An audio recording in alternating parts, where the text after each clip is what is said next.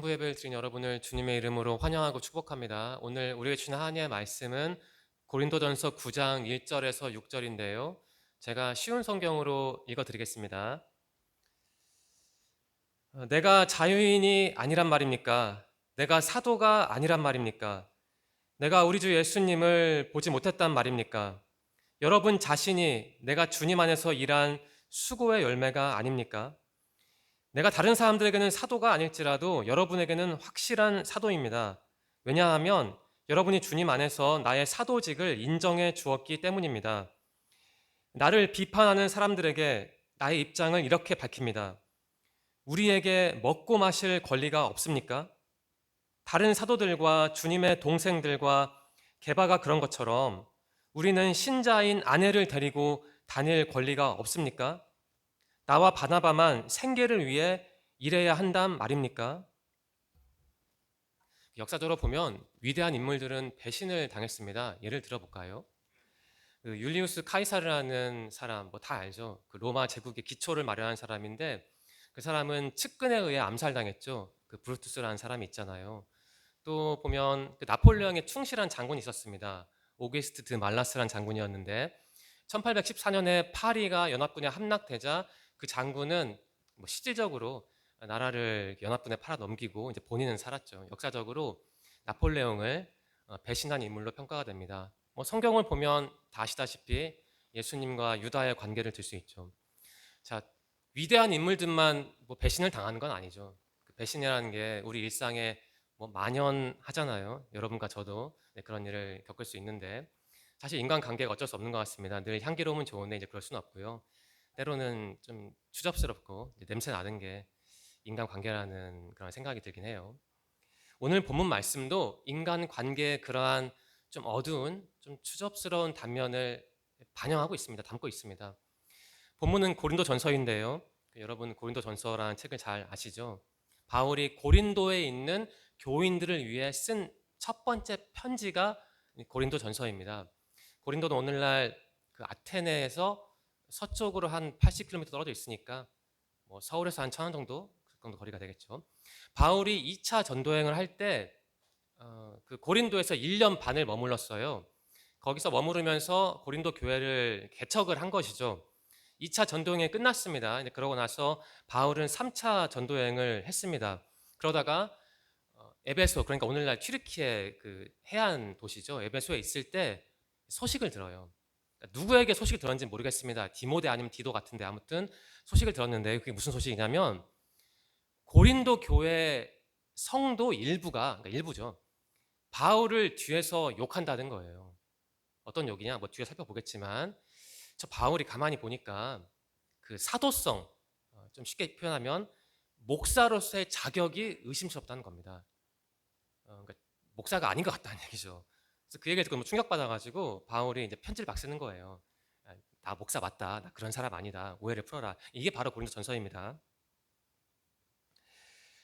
이 본문에는 물론 배신이라는 단어는 나오지 않습니다. 하지만 이 맥락을 다 살펴보고 본문을 꼼꼼히 읽어보면 그 배신당한 사람의 감정이 저는 느껴지더라고요. 그래서 오늘 설교의 주제를, 제목을 이렇게 정한 건데요. 바울의 말은 이런 것이죠.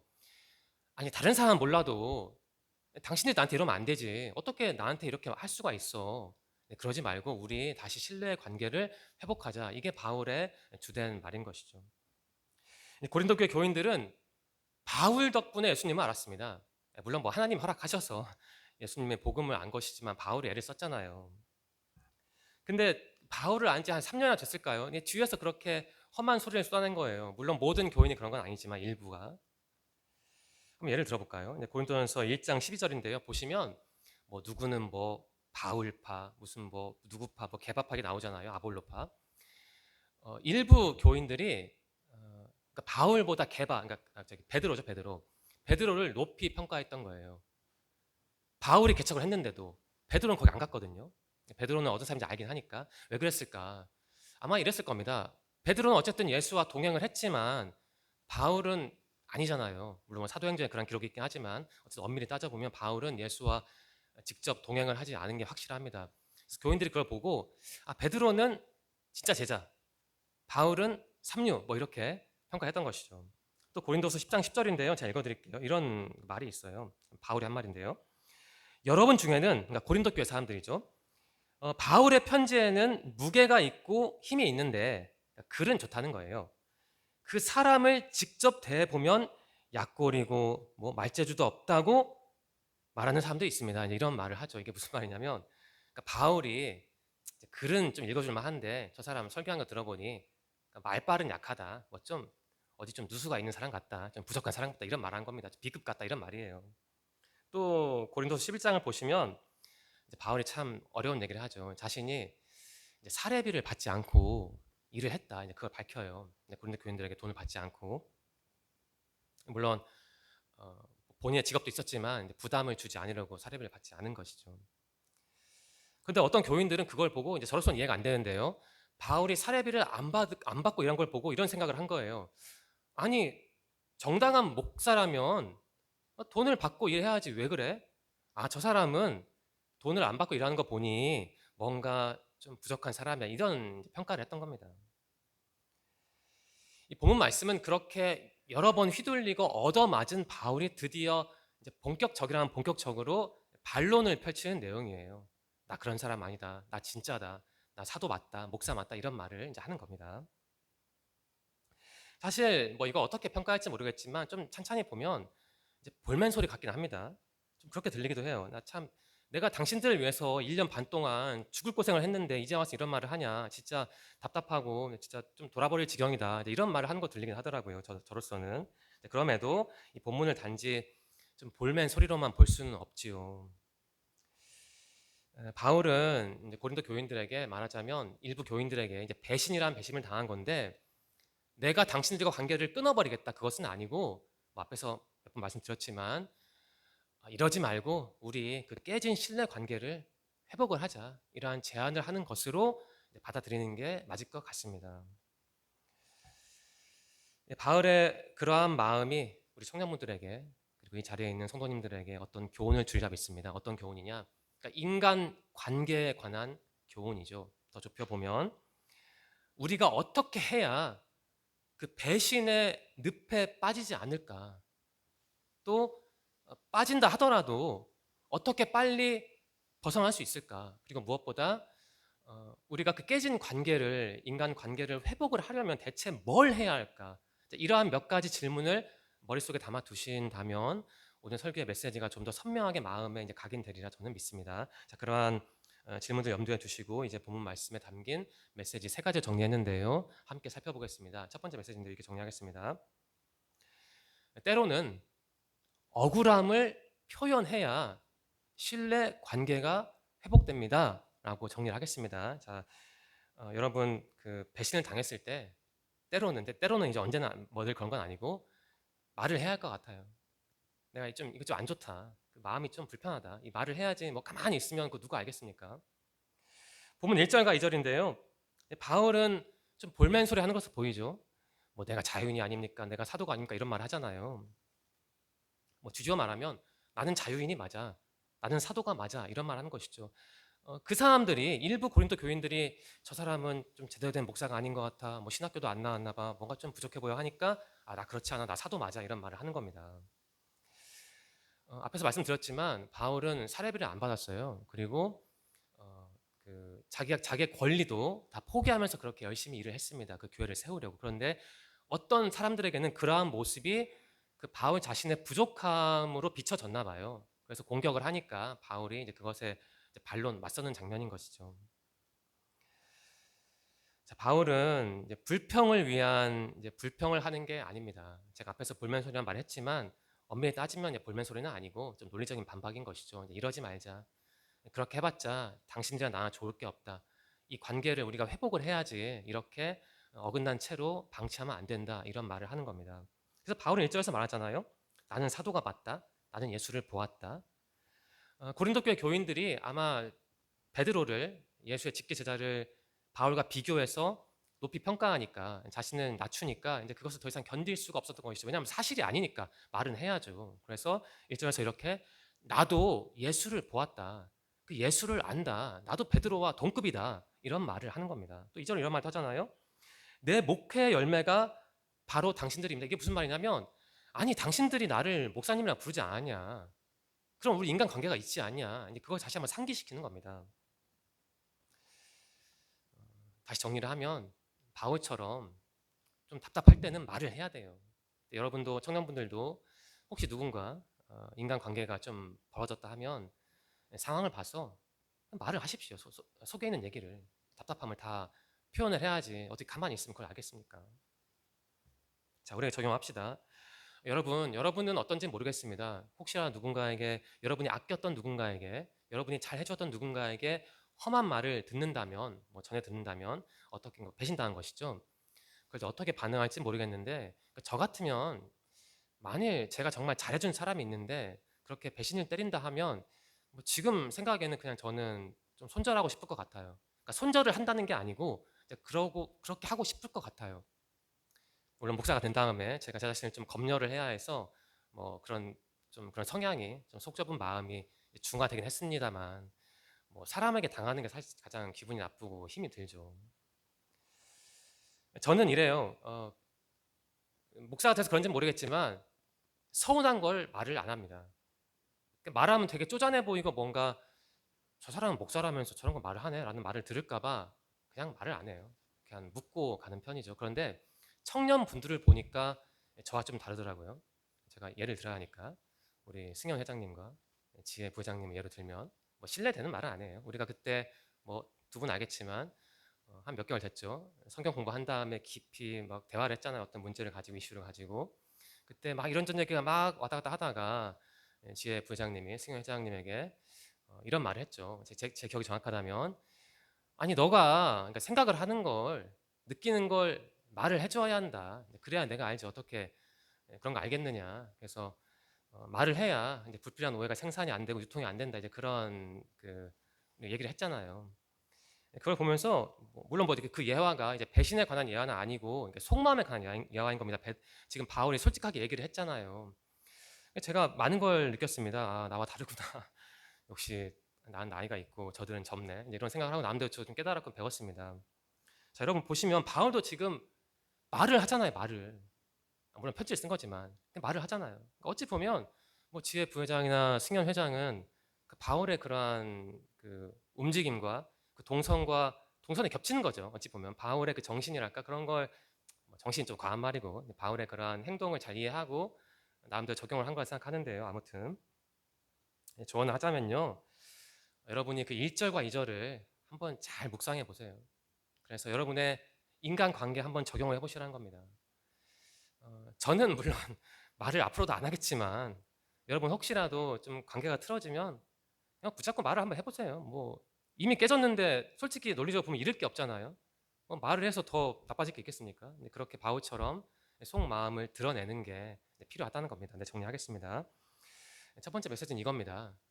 인간 관계를, 그러니까 신뢰 관계를 회복을 하려면 자기 감정을 표출해야 한다는 거예요. 근데 바울이 단순히 자기 감정만 표출하는 게 아니잖아요. 그럼 어떻게 합니까? 지금 여기서 두 번째 메시지가 나오는데요. 보시면 이제 자신과 고린도 교회 교인들이 맺었던 그 관계, 그러니까 사랑의 관계죠. 주님 안에서 맺었던 사랑의 관계를 어떻게 하냐면 확인을 합니다. 확인을. 그럼 두 번째 메시지 이렇게 정리하겠습니다. 이건데요. 신뢰 회복은 자격증을 제시하는 게 아니라 사랑을 확인하는 일입니다. 라고 일단 정리를 하겠습니다. 두 번째 메시지를요. 자, 보시면 바울이 2절에서 중요한 말을 해요. 마지막 문장인데요. 다시 읽어드릴게요. 왜냐하면 여러분이 주님 안에서 나의 사도직을 인정해 주었기 때문입니다. 라고 말을 하죠. 그러니까 사도직이라는 말이 나오잖아요. 그러니까 목사라는 얘기죠. 쉽게 표현하면. 그 사람들이 일부 고린도 교인들이 바울을 보고 3륜에 그런 말 하지 않았지만 상상을 해보면 3륜에 말빨이 약하네 베드로에 비하면은 좀 떨어지네 이런 말을 하니까 나 사도 맞아 나 목사 맞아 이런 말을 하는 겁니다. 근데 바울이요 지금 좀 보시면 재밌는 게 사도직이라는 단어를 썼지만 강조점이 거기에 없어요. 그럼 뭐에 있냐? 그러니까 바울과 그 고린도 교인들의 관계에 강조점이 있습니다. 이걸 구분을 하셔야 합니다. 이런 말이죠. 그러니까 고린도 교회 교인들이요. 그대들이 내가 거기서 열심히 1년 반 동안 개고생할 때 목사님 불러주지 않았습니까? 당신들이 나를 목사라고 인정해주지 않았습니까? 당신들이 나를 인정해서 내가 목사인 거지. 내가 어디 가서 목사라는 걸 인정을 받겠습니까? 이런 말을 하는 것이죠.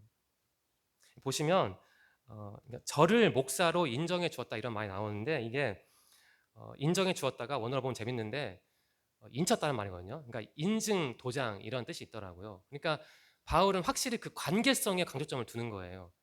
당신들이 나를 목사로 인정해 주었다. 그러니까 이게 바울에게 중요했던 겁니다. 그러니까 바울은 고린도 교인들에게 이런 말 하는 거죠.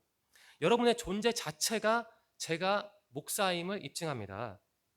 그러니까 이 말은 무엇이냐면 뭐 자신이 바울이 어떤 뭐, 자격증이 없었겠죠 당시에. 그런 걸 막 제시하는 게 아니고 여러분이 바로 저예요. 여러분이 저를 인정해 줬던 거예요. 이런 말을 하는 거예요. 그걸 기억해서 그 신뢰를 회복하자는 겁니다. 우리가 한번 적용해 봅시다. 뭐 제 이야기를 하는 게 좀 민망하긴 한데요. 뭐 제가 바울급이라는 얘기는 아니고 예화를 들면요. 제가 작년에 목사 안수를 받고 우리 청년분들이 좀 과분하게 저에게 선물도 주시고 뭐 이렇게 사진도 찍고 했고 제가 4월 23일에 그 목사 안수 현장에서 그 찍은 사진 담임 목사님 뭐 장로님 두 분 또 다른 분들 오신 거 찍어서 이렇게 인증해서 올리고 했는데요. 이게 제 목사 안수증입니다. 이거거든요. 좀 읽어드리면 이렇게 써 있어요. 목사 안수 증서. 위에 사람은 대한예수교 장로회 제200회 평양노회에서 목사 안수를 받았기에 이 증서를 줌 2024년 4월 23일 대한예수교 장로회 평양노회 노회장 조주희 이제 이런 말이 이렇게 있습니다. 자랑하는 건 아니고요. 저 목사 맞아요. 한번 상상을 해보겠습니다. 저를 바울의 입장에 대입해서 상상해 보는 건데요. 제가 여러분을 5년 동안 가르쳤는데 그러니까 상상을 하는 거예요. 어떤 분이 제 뒤에서 저를 욕하는 거죠. 아, 저 사람 목사라고 하는데 뭐 김동호 목사님에 비하면 이수철 목사님에 비하면 유튜브 채널도 없고 영 아닌 것 같아. 뭐 큰 발전이 없어 보여. 뭐 이렇게 비판을 하면 제가 가만히 놔두면 안 되잖아요. 그거를. 물론 그분이 다른 교회 가면 어쩔 수 없지만 우리 교회 안에 있는데 그걸 놔둘 수 없잖아요. 그러면 제가 신뢰 관계를 회복을 해야 하는데 제가 어떻게 하겠습니까? 그분 붙잡고 자 보세요, 자 목사 맞죠? 이렇게 해봤자 아무런 효과가 없다는 거예요. 그럼 어떻게 해야 하냐? 이런 거죠. 우리가 같은 교회 안에서 이렇게 공부도 하고 뭐 밥도 먹고 뭐 수련회도 가지 않았습니까? 어떻게 제가 이게 어떻게 저를 목사로 만들어 주겠습니까? 여러분이 저와 함께 했고 목사님을 불러줘야 제가 목사지요. 이렇게 접근해야 한다는 겁니다. 그러니까 중요한 게 관계가 깨지면 무슨 자격증을 제시하는 게 중요한 게 아니고요. 그 사람과 해결을 해야 한다는 겁니다. 만나서든지 뭐 대화를 하든지 그게 중요하다는 것이죠. 그러니까 바울이 말하자면 그렇게 했던 거예요. 그러니까 바울의 그러한 절박함이랄까 심정을 제가 어떻게 표현하면 좋을까 고민하다가 다행히 어떤 시를 하나 발견했어요. 김춘수라는 사람이 쓴 시인데 다 아시죠? 꽃이라는 시가 있잖아요. 제가 다 읽어드릴 수는 없고 일부분만 읽어드리겠습니다. 내가 그의 이름을 불러주기 전에는 그는 다만 하나의 몸짓에 지나지 않았다. 내가 그의 이름을 불러주었을 때 그는 나에게로 와서 꽃이 되었다. 이런 부분이 있습니다. 뭐 이 자리에서 제 해석을 다 어떻게 말씀드리겠어요. 제가 느낀 부분만 좀 말씀드리면요. 인상 깊은 부분이 있습니다. 그 이름을 부르는 행위가 나오잖아요. 그러니까 이름을 불러주기 전에는 뭐였냐면 그 사람은 몸짓이었대요. 몸짓. 그런데 내가 그 사람의 이름을 불러주니까 그 사람이 어떻게 됐냐면 나에게로 와서 꽃이 되었대요. 그러니까 이름을 부르고 말고 그 행위가 몸짓과 꽃을 나누는 거예요. 그러니까 꽃은 사랑의 관계겠죠. 그러니까 이름, 그러니까 관계가 그렇게 중요하다는 거예요. 그러니까 몸짓은 사람을 그냥 대상화한 거죠. 하나의 대상으로 봤는데 그냥 덩어리로 본 건데 꽃이 나에게 와서 꽃이 되었다는 얘기는 너나 나나 인격적으로 교류를 한다는 뜻이죠. 제 말로 정리를 하면 내가 나의 뭐 자아든 그게 주체든 간에 나 스스로 나의 나됨을 증명할 수 없다는 거예요. 마찬가지로 당신도 아무런 사람의 도움 없이 당신의 존재를 그 가치를 증명할 수 없다는 겁니다. 그러니까 나도 너가 있으니까 나인 거고 너도 내가 있으니까 당신이라는 거예요. 그러니까 바울의 정신이랄까, 뭐 신학이랄까, 뭐 절박함이랄까 이게 그 김춘수 시인의 꽃이라는 시로 한번 현대적으로 한국적으로 표현이 될 수 있다고 저는 한번 해석을 해보았습니다. 바울은 자신의 목사직이 고린도 교인들과의 관계에 있다고 믿은 거예요. 그러니까 자신이 목사로서의 정체성과 가치는 고린도 교인들의 평가에 달려 있다고 믿은 거예요. 이 말인 즉 무엇이냐면 고린도 교회 당신들도 제대로 된 교인으로 인정을 받으려면 나 바울을 인정을 해야 한다는 겁니다. 그래서 그런 상호성을 우리가 알자는 것이죠. 자, 여러분이 살면서 배신을 당하면요, 그 사람과 관계를 회복하고 싶으면 그냥 자꾸 막 나의 권리만, 나의 목소리만 낼 것이 아닙니다. 그럼 뭘 해야 하냐? 바울이 보여주잖아요. 물론 뭐 자격증도 필요하겠지만 뭐가 중요할까요? 그 사람과의 관계를 생각을 하고 그 관계를 소중히 여기고 그것에 기초해서 나의 나됨을 증명을 해야 한다는 거예요. 그러니까 인간관계가 중요하다는 겁니다. 오늘 설교 주제가 나왔죠. 자, 제가 어찌 보면 다소 좀 두루뭉술하게 좀 말씀을 드린 걸 수도 있는데 그래도 좀 방향성은 제가 제시했다고 믿어요. 여러분이 제가 드린 말씀을 잘 간직하고 가공을 하셔서 꼭 여러분의 인간관계 적용을 하신다면 좀 깨진 관계를 회복하는데 도움이 되지 않을까 저는 감히 그렇게 좀 강조를 하고 싶습니다. 네, 정리하겠습니다. 두 번째 메시지는 이것이었죠. 깨진 인간관계를 그 신뢰관계로 회복을 하려면 그 사람과 나의 그 사랑의 관계를 확인을 해야 한다는 겁니다. 그런데 바울이 단순히 지금 당신과 나는 한때 주님 안에서 사랑의 관계였지 이제 그것만 강조하는 것은 아니고요. 이제 중요한 말을 하죠. 어떤 말을 하냐면 내가 나의 권리를 포기했다는 거예요. 여기서 세 번째 메시지가 나옵니다. 이렇게 정리하겠습니다. 신뢰 회복은 나의 권리를 주장할 때가 아니라 나의 권리를 포기할 때 가능합니다. 라고 정리하겠습니다. 4, 5, 6절인데요. 좀 중요하니까 우리 한번 같이 읽어볼까요? 4, 5, 6절이요. 보이실까 모르겠는데요. 앞을 보면서 시작. 우리에게 먹고 마실 권리가 없습니까? 다른 사도들과 주님의 동생들과 게바가 그런 것처럼 우리는 신자인 아내를 데리고 다닐 권리가 없습니까? 나와 바나바만 생계를 위해 일해야 한단 말입니까? 이렇게 말을 하고 있죠. 이거 참 굉장히 중요한 부분이고 묵상할수록 되게 민망하고 조금 그런 내용이에요. 자, 4절을 보시면 이게 무슨 말이냐면 바울이 인생을 즐기지 않았다는 얘기예요. 당신들 고린도 교인들을 좀 세우려고 교회 개척하려고 고생하고 다른 사람 세 끼 먹을 때 두 끼 먹고 두 끼 먹을 때 한 끼 먹었다 이런 말 하는 겁니다. 그러니까 사례비도 안 받고 일을 했잖아요. 근데 그 얘기 하는 겁니다. 5절을 보시면 이건 진짜 심각한 얘기인데 다른 사람이 나와요.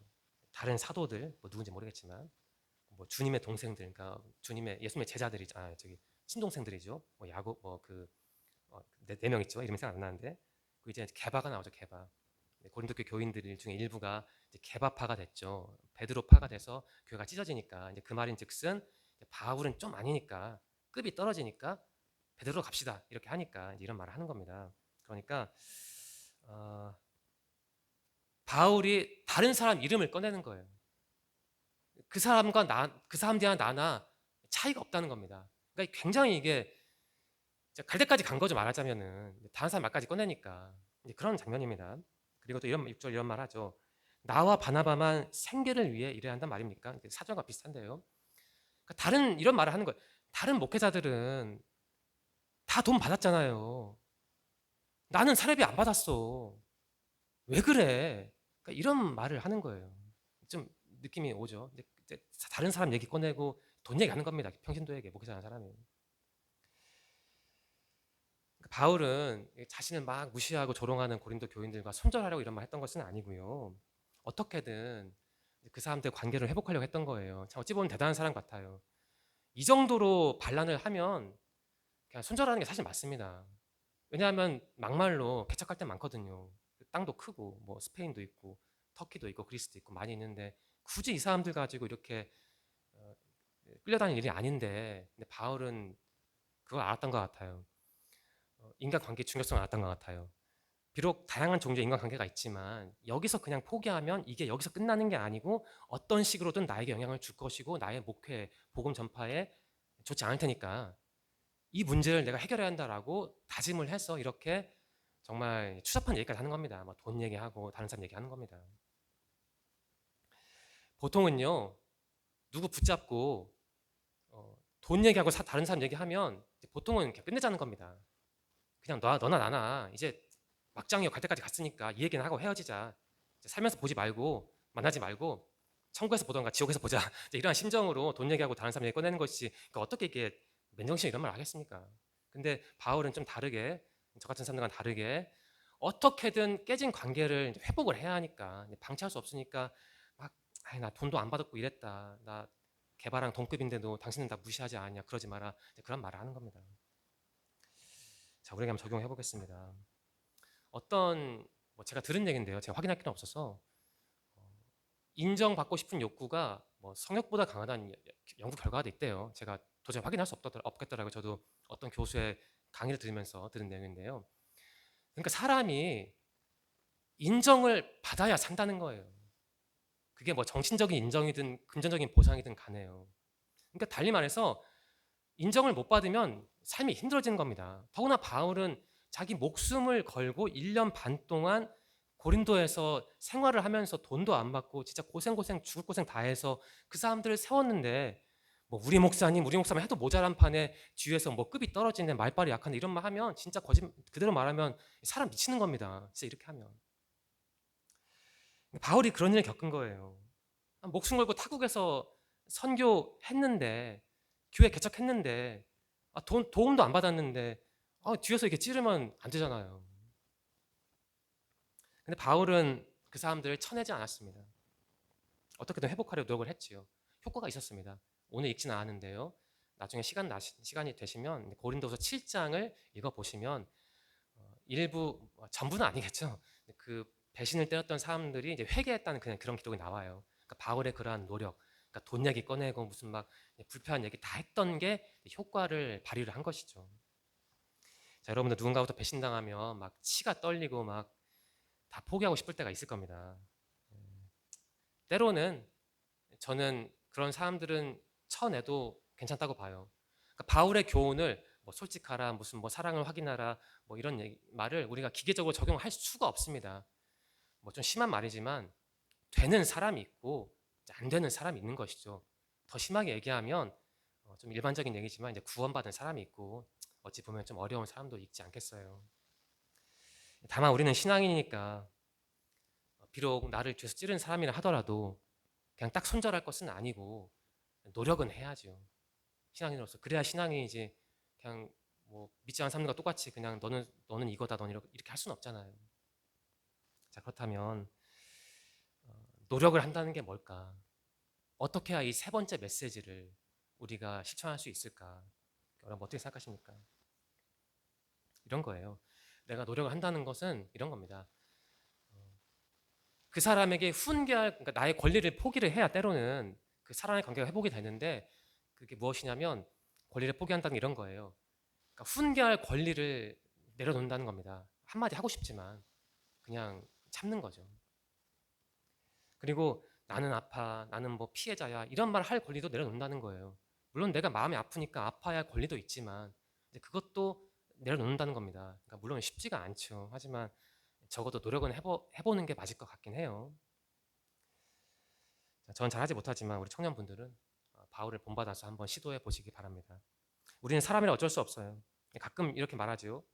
내가 이만큼 너를 위해 희생했는데 너는 왜 그러니?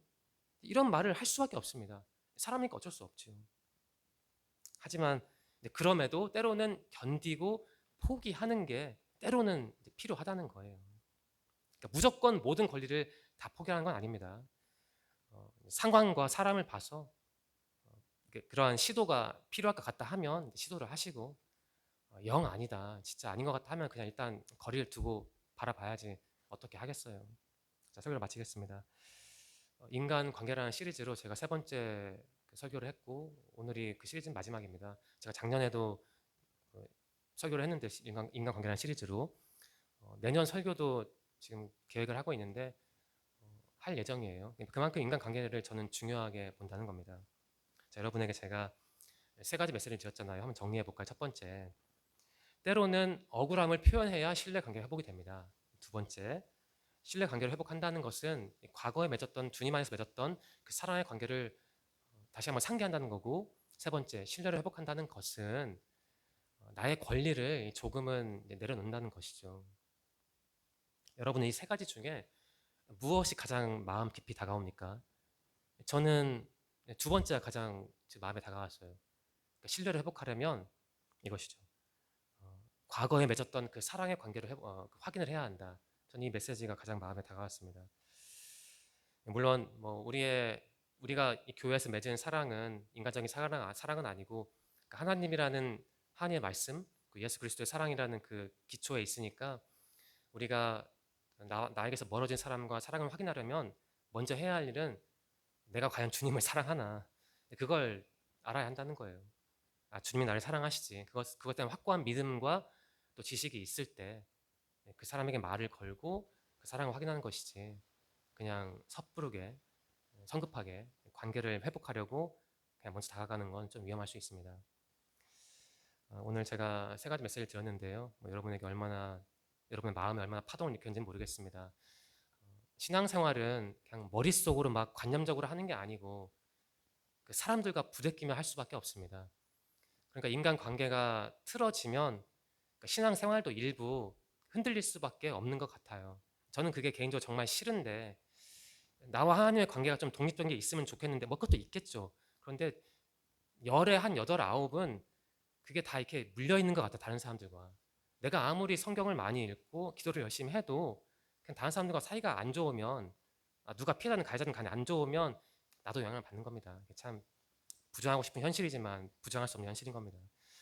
오늘 제가 제시한 메시지가 여러분들에게 어떤 방향성을 보여주길 바라고요. 이번 주 이 본 말씀을 깊이 묵상하셔서 과연 신앙적인 인간 관계는 무엇인지 고민하신다면 하나님께서 여러분에게 또 풍성한 메시지를 은혜를 주시리라 믿습니다. 기도하겠습니다. 하나님 감사합니다. 귀한 말씀을 통해 신앙적인 교훈을 주셔서 감사합니다. 오늘 우리는 바울을 통해 깨달았습니다. 신앙의 관계를 회복하려면 나 자신을 일단 내려놓아야 한다는 점을 깨달았습니다. 참 말은 쉽지만 실천하기가 무척 어렵다는 걸 우리는 다 알고 있습니다. 하지만 우리가 주님을 섬기는 신앙인이라는 사실을 다시 한번 기억합니다. 오늘 우리에게 주신 말씀에 담긴 그 주님의 마음을 헤아릴 수 있도록 우리에게 지혜를 주시옵소서. 이번 주 세상에서 살아가면서 이 말씀을 붙들게 도와주시고 우리가 말씀을 그저 듣고 아는 데서 그치지 않고 기도함으로써 또 실천함으로써 그 말씀에 동화될 수 있기를 소망합니다. 인도하실 것을 믿으며 예수님의 이름으로 감사하며 기도드립니다. 아멘.